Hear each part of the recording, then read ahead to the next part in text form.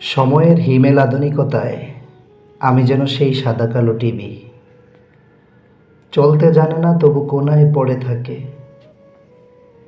থাকা না থাকার মাঝেও অর্থহীন এক বাড়তি বোঝা। তোমাকে দেওয়ার মতো আমার হাত ছিল চিরদিনই শূন্যের কাছাকাছি।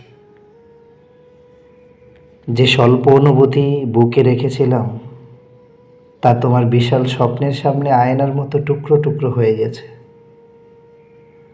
ধীরে ধীরে বুঝেছি, স্বপ্নে তোমাকে ধরে রাখা মানে নিজের হৃদয়কে অবহেলার দিকে ঠেলে দেওয়া।